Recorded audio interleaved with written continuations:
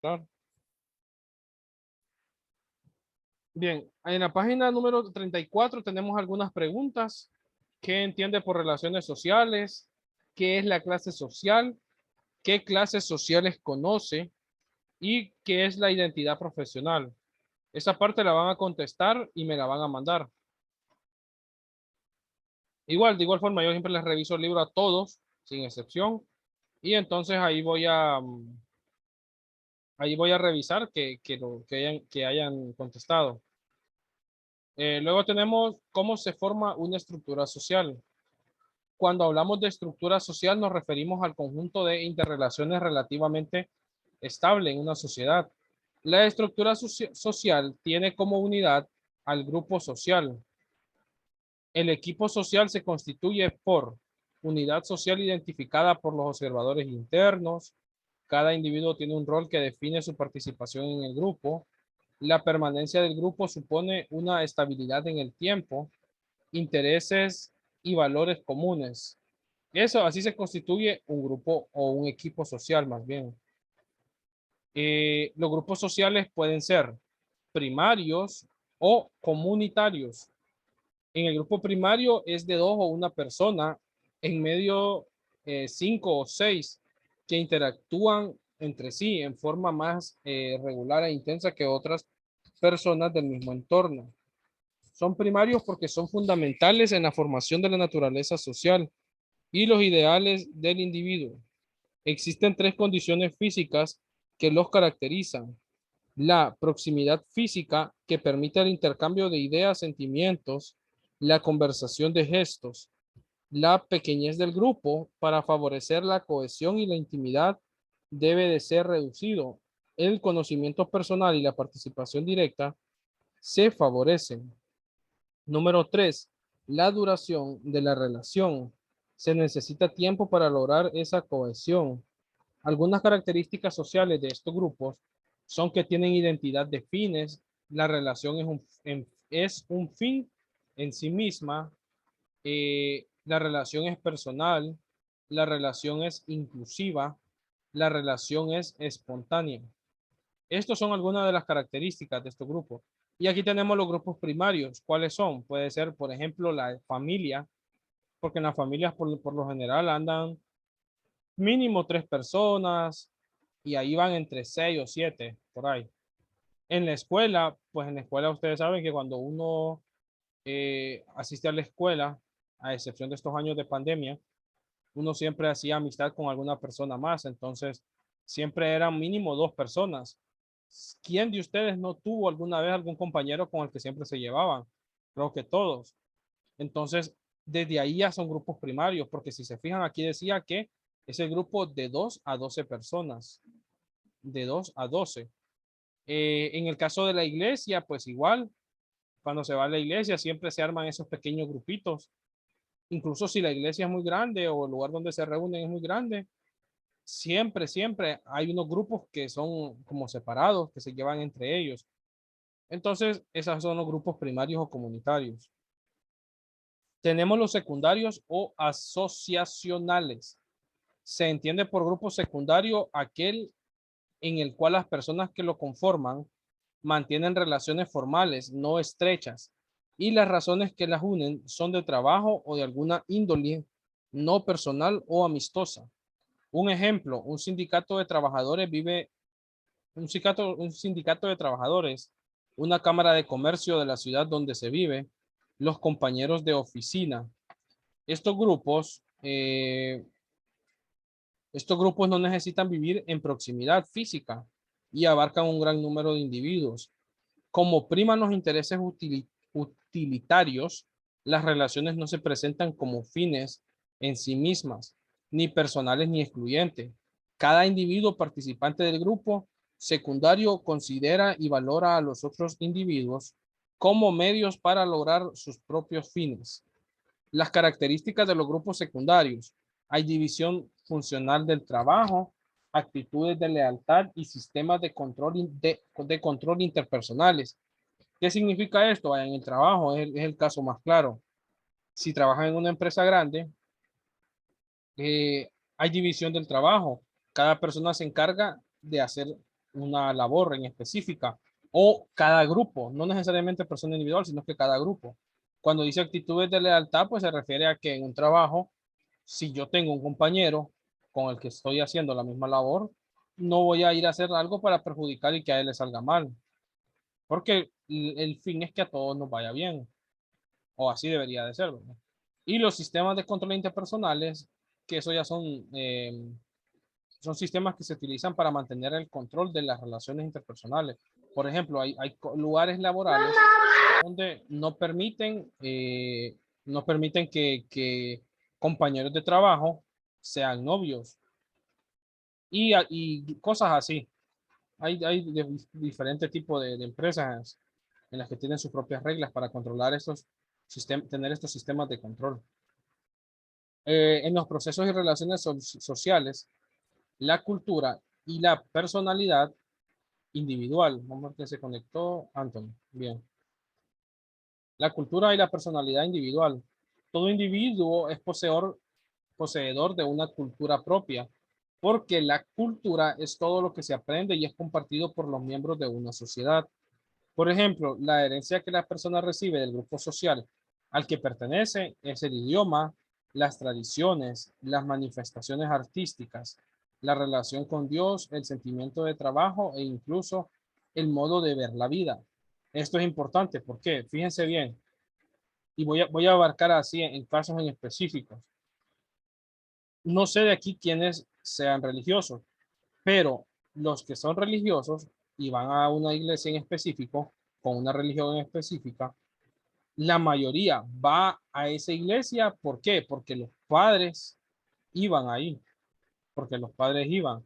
Entonces, cuando dice que el modo de ver la vida, cuando dice el modo de ver la vida, ahí influyen. ¿Por qué? Porque tienen esa imagen, tienen ese ejemplo. Por eso es importante que cuando alguien ya son padres, que tengan un buen ejemplo a sus hijos. ¿Por qué? Porque si vienen y dan un ejemplo que no es el adecuado, el hijo pues tiende a ver la vida de la misma manera. Por eso habla aquí de eso. Y en el caso del trabajo, pues igual, si el hijo mira que el padre es irresponsable y no le gusta trabajar, el hijo aprende a ser igual de irresponsable. No aprende lo que es el trabajo. Esa es otra cosa que se enseña desde que uno está pequeño, a enseñar a trabajar, a enseñar a ser responsable. Bien, dice que también somos herederos de los avances y aportes realizados en épocas pasadas por hombres de culturas distintas a la nuestra y entonces hablamos de una cultura humana. Esta visión es un puente de unión entre todas las razas y épocas de la historia humana. La actitud de admiración y respeto ante la herencia cultural recibida y aprender, en otros casos, de la experiencia para evitar los errores del pasado. Entonces tenemos que cultura es todo lo que se aprende y es compartido por los miembros de una sociedad. Eso es una cultura. Vamos a avanzar, vamos a ir avanzando un poquito más rápido porque es bastante larga esta semana. La interacción social. Todos los días establecemos relaciones cuando conversamos con amigos, jugamos un partido de fútbol, participamos de un paseo, asistimos a una fiesta, a una cena, a una cita romántica y sin darnos cuenta intercambiamos miradas rápidas, gestos de amabilidad y saludos con personas que ni siquiera conocemos. Cuando estamos en la calle, dentro de un bus, en la plaza, en el colegio, en la universidad, etcétera. La interacción social es el resultado de la influencia mutua entre dos o más personas y no simplemente el fruto de la actividad paralela o simultánea. En otras palabras, es la acción social mediante la cual se afectan recíprocamente dos o más individuos. Ejemplo, si los alumnos de un grado detectan que el animador es cálido en su interacción, cuando dice animador se refiere al maestro, ¿no? Dice que si los alumnos de un grado detectan que el maestro es cálido en su interacción, estos harán más preguntas y la relación será más intensa. Por otro lado, si los estudiantes detectan cierta frialdad en su interactuar, le harán menos preguntas y la relación será más débil. En este caso, pues no sé ustedes cómo me ven a mí, si es cálido o frío, pero yo trato de responder la mayor parte de preguntas, incluso cuando están en clases, yo les pido que participen, que hablen, porque me gusta escucharlos hablar. Entonces, aquí da algunos ejemplos de cómo puede llegar a ser un maestro. Dice que la vida de cada uno de nosotros está sentada sobre una trama de relaciones que necesitamos para ir entendiendo y evitar que nos afecten negativamente. Al igual, aprender a corregir nuestras actitudes para madurar así nuestra personalidad. El análisis de la interacción social clarifica aspectos importantes sobre sistemas e instituciones sociales. Todos los sistemas sociales y las culturales dependen de modelos de interacción social en las que estamos inmersos en el curso de nuestra vida diaria. Bien, entonces aquí está hablando, como les mencionaba, de las interacciones. Si hay algo que una vez leí y me gusta, yo leí una frase que más o menos decía que uno debe ser amable con las demás personas, independientemente de cómo ande uno, porque uno no sabe lo que pueda la otra persona estar pasando. Incluso si alguien le sale enojado en su trabajo, en la escuela, donde sea, aprender a controlarse, porque uno no sabe de repente los problemas de la otra persona. Uno solamente se pone en los de uno, pero no sabe si la otra persona anda cargando problemas, anda cargando estrés. Entonces, esa frase siempre me gustó y siempre la recuerdo. Y yo en mi trabajo trato de darles a las personas un trato, valga la redundancia, un trato bien, no enojado ni nada. Incluso cuando trabajaba en lo de las identidades, recibía personas a diario, por lo menos 100 personas, atendía a diario. Y de repente eran personas de todo tipo de carácter, habían personas que eran tranquilas, personas que eran enojadas, personas que me trataban de usted con respeto, personas que me trataban de vos sin siquiera yo conocerla, porque esto es algo importante. Eh, Creo que en las sociedades ahora se ha perdido eso, pero tratar a una persona de vos es una falta de respeto. Si la persona no es amigo suyo o amiga. Por ejemplo, yo eh, les voy a decir, por ejemplo, casi al 98% de las mujeres las trato de usted por una forma de respeto, por una forma de respeto. Y ese 2%, ¿cuáles son? Pues mi hermana. Ese 2% es mi hermana. Porque ya hay suficiente confianza y factores que nos conocemos desde pequeños. En el caso de los varones, a las personas mayores las trato de usted. No me siento bien tratando a alguien pero una persona de la tercera edad tratándola de vos. Esas son formas de interactuar que uno tiene que aprender a realizarla.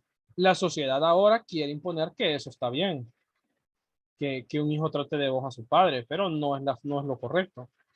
No es lo correcto, aunque es cuestión de costumbre, ¿verdad? Así como mencionábamos anteriormente ahí, en la parte que les dije que decía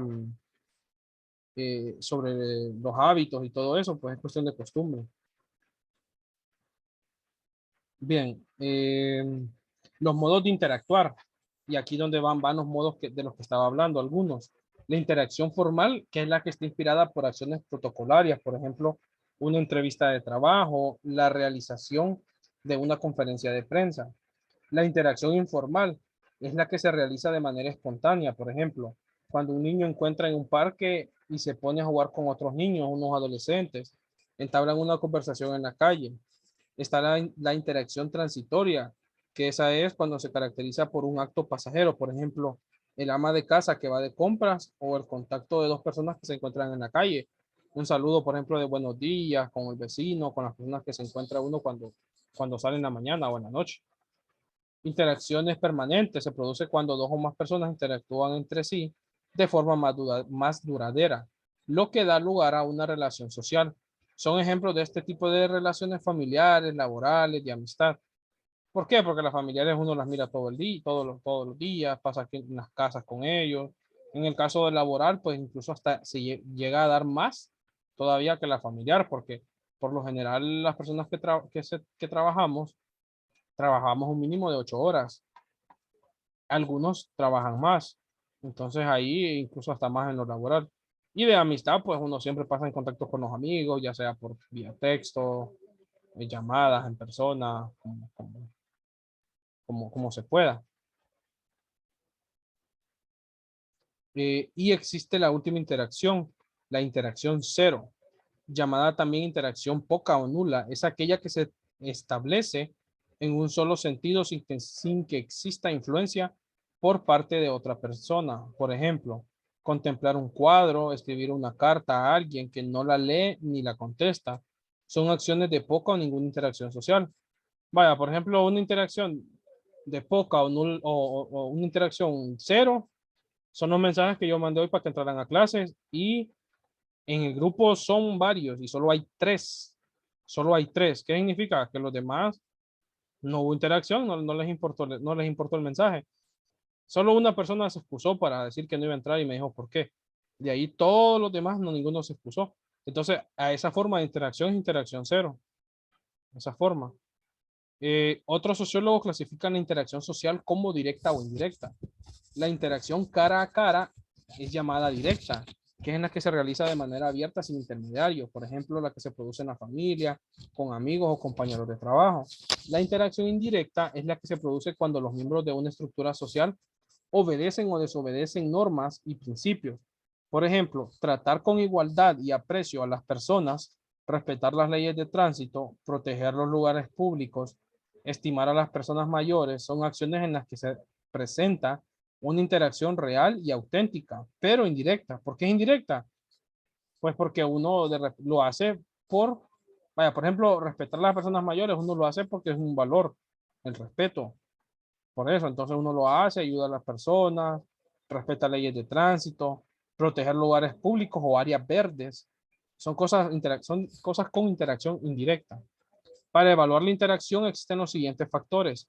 El grado de afiliación, que es el nivel de identificación con determinado individuo, grupo u organización. Nos muestra el grado de pertenencia y el reconocimiento o no como miembro. Nivel de pertinencia es sentirse como parte del grupo. La comunicación, el emisor al enviar un mensaje lo hace con un lenguaje determinado que pretende ser comprensible. El receptor, al recibir el mensaje y contestarlo, retroalimenta el circuito. El aprendizaje no significa un aprendizaje de contenidos, sino nuevas formas de aprender de los conflictos, creando nuevas respuestas ante determinadas situaciones. Cooperación representa la ayuda que se da entre las personas que interactúan o los integrantes del grupo. Al contrario, sería desarrollar la rivalidad. Vamos a ver quién se conectó. Bien, Olga. Felipe, buena noche. Disculpe que nosotros estamos en Tegucigalpa y aquí ha fallado mucho la energía y el internet, por eso hasta ahorita me conecto. Perfecto, Olga, no hay problema. Se salvó, se salvó. ¿Perdón? Se salvó, le digo, porque a los que no se conecten tienen tarea para hoy mismo. Ay, de veras, vaya pues. Bueno, bien, las teorías de la estratificación social. La estratificación social es la división de la sociedad en capas, estratos o clases diferentes e identificables entre sí. Para entender mejor y ahondar sobre lo que es la estratificación, debemos conocer algunos elementos y criterios que se toman en cuenta en la organización social. Los elementos de la estratificación sería el rol, que el rol es un conjunto de actividades realizadas por la persona en el transcurso de su vida social y van dirigidas a una función social específica, de acuerdo con normas de conducta establecidas. Muchos de los roles que realizan en forma, muchos de los roles se realizan en forma simultánea. Un ejemplo, la mujer puede desempeñar de manera simultánea los siguientes roles. Puede ser madre, puede ser esposa, ama de casa, empleada, militante sindical y miembro activo de una organización religiosa. En el caso de los estatus, es la posición relativa al prestigio dentro del rol de una persona. En una sociedad simple y homogénea, el estatus se deriva frecuentemente de las cualidades personales. El estatus define la posición social que la persona ocupa en la sociedad y especialmente en los grupos sociales, de los cuales forma parte. El ejemplo sería que el estatus de un presidente de la República es diferente al de un ministro. La categoría de un cardenal es distinta a la de un sacerdote. El de un maestro difiere con respecto a la de un alumno. Son diferentes estatus. En la clase social ya son agrupamientos de personas a gran escala que comparten recursos económicos comunes y esto influye sobre sus estilos de vida.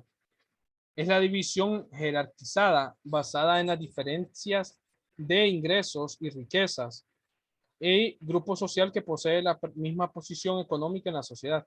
Esto es lo que es como la definición de clase social. En el caso del poder, es la capacidad de controlar las acciones de otro y el fenómeno es frecuentemente asociado a la autoridad, es decir, un derecho de mando reconocido.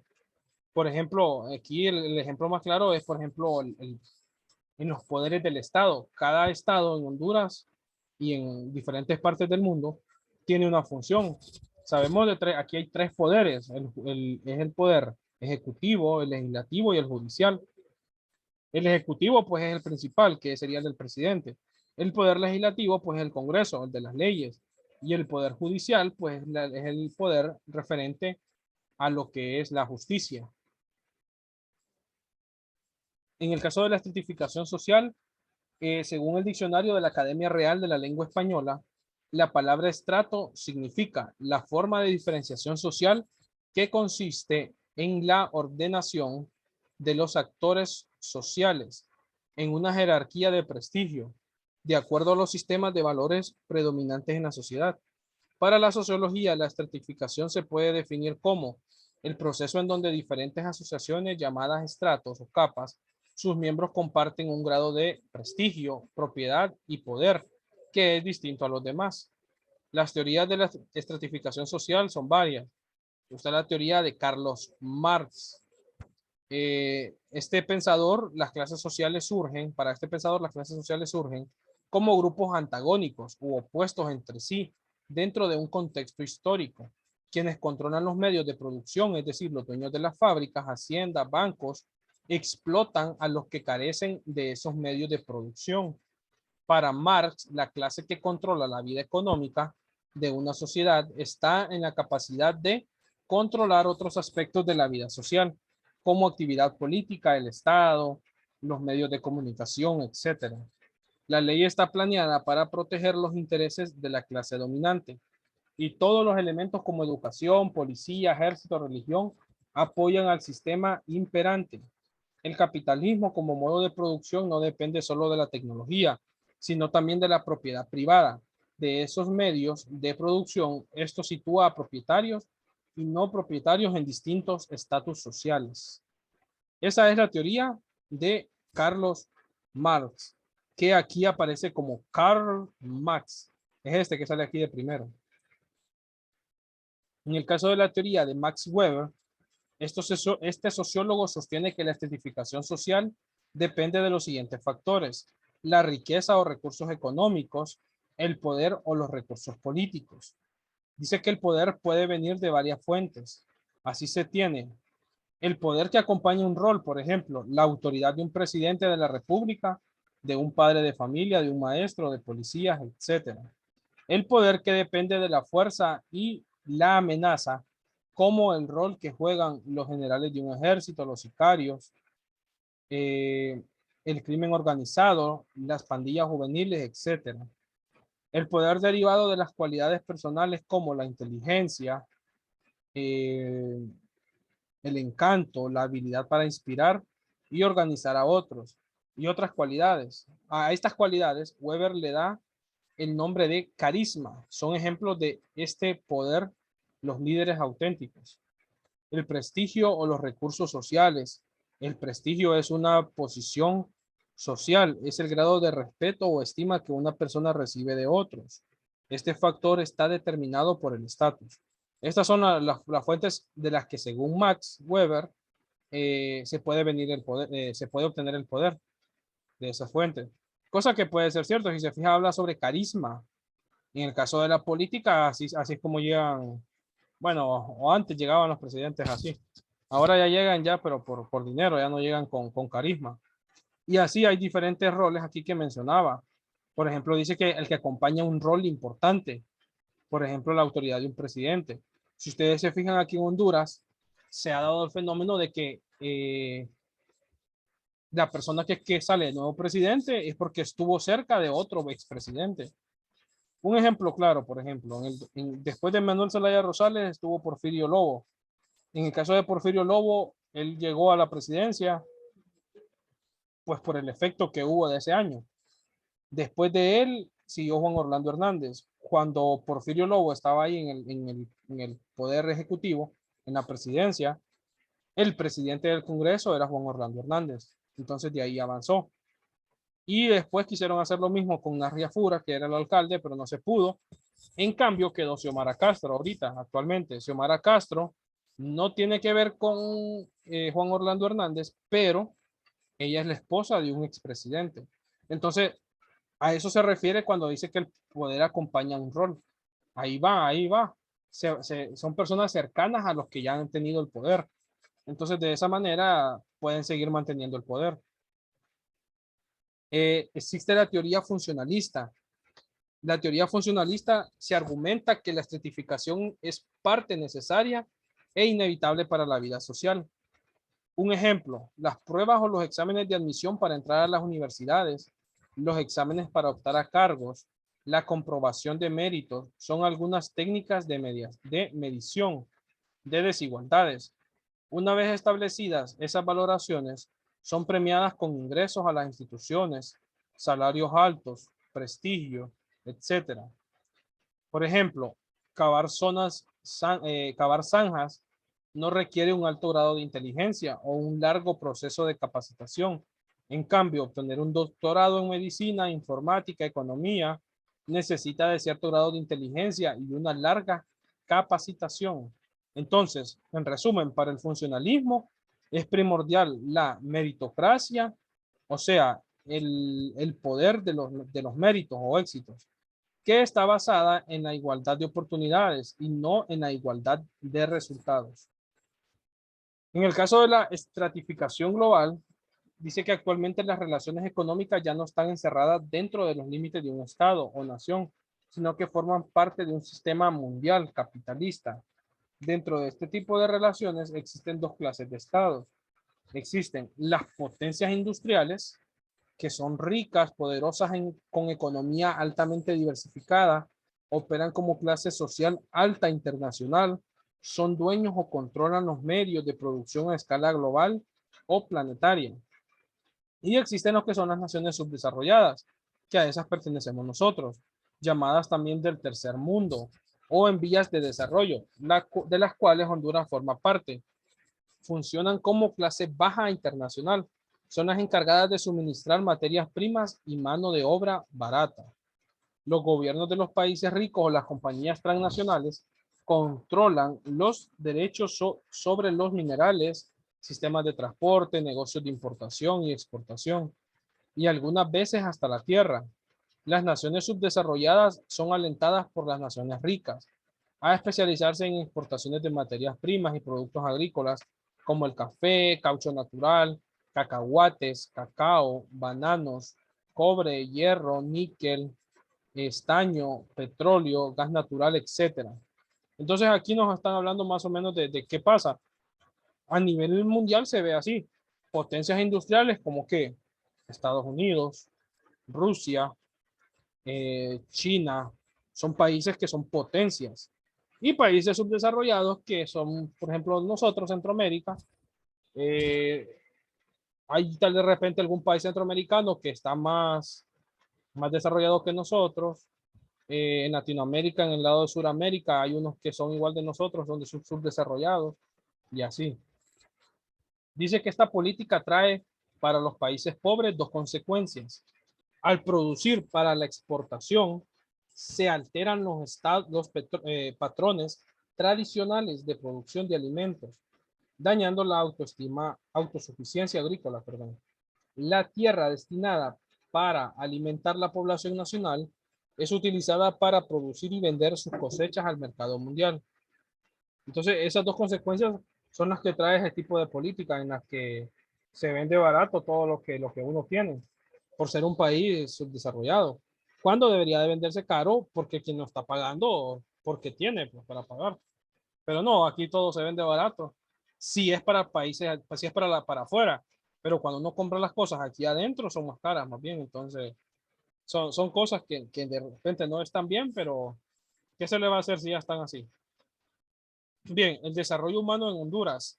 Tomando en cuenta la conceptualización de clase social, podemos realizar la siguiente distinción de clases en Honduras. Los terratenientes tradicionales se caracterizan por la posesión y explotación de grandes extensiones de tierra en forma tradicional. Se ubican mayormente en los departamentos de Intibucal, Empira, Ocotepeque, Copán, Santa Bárbara, Choluteca y Olancho. Muchos de ellos han controlado el poder político del país por años. Cuando dice terratenientes son dueños de tierras, de grandes extensiones. A eso se refiere.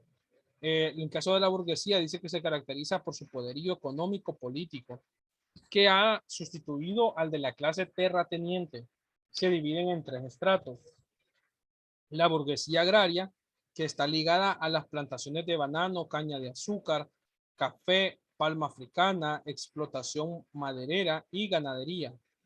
La burguesía tradicional industrial, compuesta por hondureños, árabes y judíos, a través de las industrias del textil, madereras, cafetaleras, aceiteras, lácteos, cemento, etcétera. Y tenemos la burguesía financiera, que esta está representada por la banca privada, que además se vincula a la industria y comercio como proveedores de capital y accionistas mayoritarios. Aquí en este cuadro aquí tenemos lo que dice que se pueden hacer las distinciones de clases en Honduras. Estas son las clases: miren, terrateniente, burguesía, proletariado, campesinos y clase media. Continuando con lo que nos hacía falta, el proletariado dice que es compuesto por los obreros agrícolas, mineros y trabajadores urbanos. Algunos son permanentes y otros trabajan por temporada. Los campesinos trabajan la tierra con su propia fuerza de campo y muchas veces no son los propietarios, sino que están en régimen de usufructo, eso significa derecho por el que una persona puede usar los bienes de otra y disfrutar de sus bienes con la obligación de cuidarlos como si fueran propios. La clase media, que es un grupo de estratos constituidos por pequeños comerciantes, empleados públicos y privados, maestros, artesanos, médicos, abogados, por ejemplo. La Constitución de la República de Honduras garantiza la libertad de asociación y reunión. Todas las clases sociales que mencionamos anteriormente y los grupos canalizan sus intereses a través de diversas agrupaciones, incluyendo los partidos políticos. Tenemos aquí un cuadro que nos habla sobre la Constitución de la República de Honduras. Dice que garantiza la libertad de asociación y reunión. Bien, tenemos esa parte del desarrollo humano. Nos quedan 3 minutos de esta primera reunión. Esta parte la vamos a saltar y vamos a ver aquí el índice de desarrollo humano. Es el instrumento que ha diseñado el Programa de las Naciones Unidas para el Desarrollo, que su sigla es PNUD, para medir la situación del desarrollo humano de las regiones, países o territorios dentro de los mismos países. Este índice fue diseñado de forma simple, compuesto por indicadores básicos del desarrollo humano, salud, educación e ingresos. Para cada una de las dimensiones, a partir de los indicadores correspondientes, se calculan índices cuyo valor va de 0 hasta un máximo de 1. El 1 representa el máximo logro posible en cada dimensión, mientras que el 0 significa que no existe ningún avance. Así es como se mide entonces el índice de desarrollo humano. En el caso del índice multidimensional de la pobreza en Honduras, el indicador de pobreza más conocido y utilizado tanto por entes oficiales como por el público en general es el basado en una única dimensión de ingresos. Para construir este indicador se define una línea de pobreza que equivale al mínimo ingreso que permite adquirir la canasta básica y los bienes y servicios considerados básicos para el bienestar de una persona. Esta línea es luego comparada con el ingreso per cápita de los hogares para determinar cuáles son pobres y cuáles no. Entonces, de esta parte de aquí, para los que no pudieron conectarse, van a tener que hacer este índice. En el caso de ustedes, no. Acuérdense, cuando mande esto, para ustedes no. Pero para los que no entraron, si van a hacer ese índice, solo que les voy a mandar algunos datos para que lo hagan. Bien, identidad profesional, escaladas ocupacionales en Honduras. ¿Y cómo terminamos? Uno de los aspectos de la sociedad que actualmente sufre un radical cambio es lo relacionado con el mundo del trabajo. La reformulación del mercado de trabajo tiene una estrecha relación con el mundo económico. Hoy poco a poco las viejas estructuras económicas están dando paso a una economía más dinámica, pero al mismo tiempo más excluyente. Las investigaciones de los últimos años identifican 4 sectores estratégicos para el desarrollo social y la competitividad económica de Honduras. Estos sectores son los de ensamble ligero, que son más las maquilas, los agronegocios de altos valores agregados, primarios y secundarios, el turismo y las industrias forestales. Estos sectores estratégicos para el desarrollo nacional están relacionados con el sector educativo, que es el sector formal y el no formal, debido a que este es el principal medio para la socialización y la formación del conjunto de competencias intelectuales y capacidades laborales genéricas exigidas por la sociedad actual. Bien, y luego tienen en la página 48 esa parte de valoremos lo aprendido. Entonces, esa parte la van a desarrollar en páginas aparte para entregar. Esto me lo van a entregar a final de la clase, del parcial.